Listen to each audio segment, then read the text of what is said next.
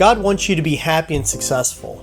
God wants good health and abundant finances for you, so don't be afraid to dream big.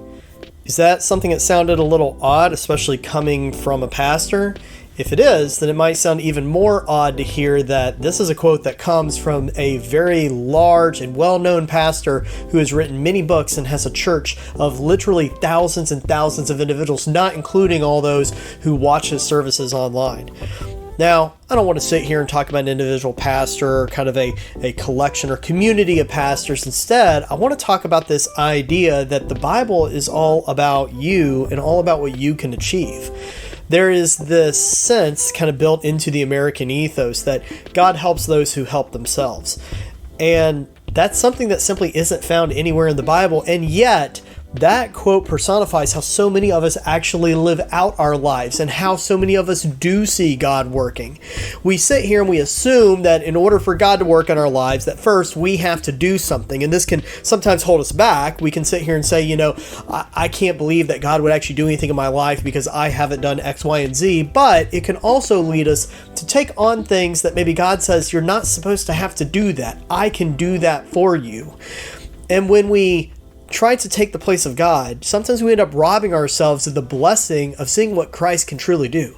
You see, when we look at the Bible, what we end up seeing is this picture of God's chosen people who tried to do everything on their own. They had this sense of a law, right? They had the commandments and everything that God told Moses and Joshua, and the people tried to follow those things, and they proved that they couldn't do it. The law revealed the fact that they weren't capable of earning and building their own righteousness. Well, let's think about what happened when Christ came.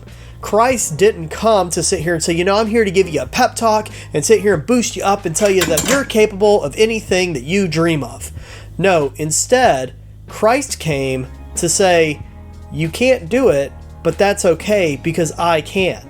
You see, in your weakness, that's exactly where you're going to see my strength. And that's the beauty of it. There's nothing that you can do to earn it, but there's also nothing that you have to do to earn it.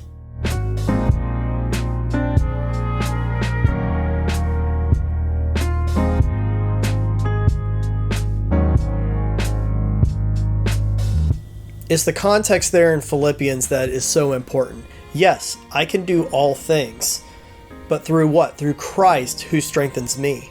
That context becomes so critical to who we are as Christians because it really encapsulates everything about who Christ was.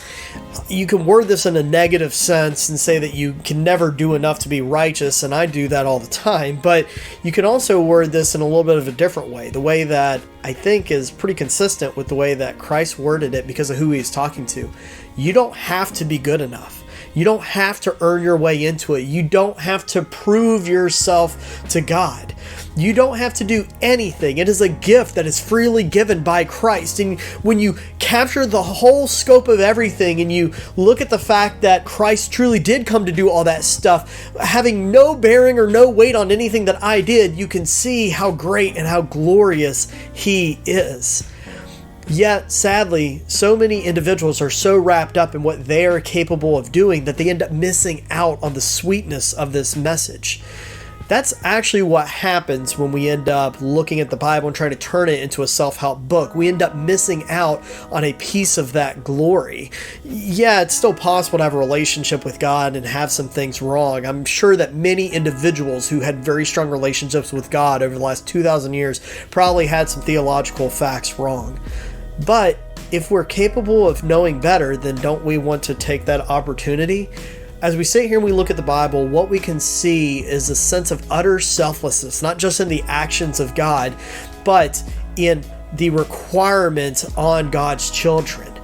We don't have to be enough. We don't have to do this or do that in order to be loved by God. And thank God, because there was nothing we could do. God didn't come for the powerful, and he didn't come for individuals who were perfect and flawless and people who could earn their own righteousness. Instead, he came from those individuals who looked at themselves and said, I am completely destitute. Absent the divine intervention of God, I am utterly hopeless.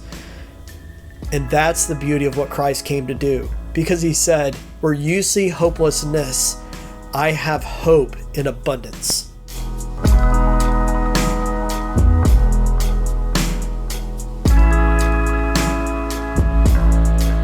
There's absolutely a sense of strength in the Bible, but it's not a sense of strength that comes from ourselves. It's not even a sense of strength that, we somehow profit out of a God that's just kind of building us up as if he's playing a video game and we are the characters that he's trying to evolve over time. The story of strength is the story of God's strength. It's the story of strength over evil, strength over death, strength over all the forces of this world, things that we cannot conquer. There is this sense of immeasurable beauty in what Christ has done for us, and that is the message of the gospel. That's the thing that we want to let other people know about. It's not about a sense of, even necessarily right and wrong or what we think is righteous or not righteous. It's not about all of the teachings or the theologies or anything like that. It's about the beauty of God's love and showing the beauty of God's love to other individuals around us. As we sit here and we look at our own lives, that's what we want to be emanating. That's what we want to be radiating to the rest of the world, because that is what Christ showed individuals during his own time on this earthly realm. He showed a sense of love and a sense of compassion that was unusual, that was peculiar. He showed a life that looked righteous and that pursued all of the right things, but more importantly, he reached out when he had the opportunity to reach out. He healed when he could heal. He loved when he could love. He gave all of these things that are so unusual. As we look at our own lives today, you don't have to go very far to see a world that desperately needs love.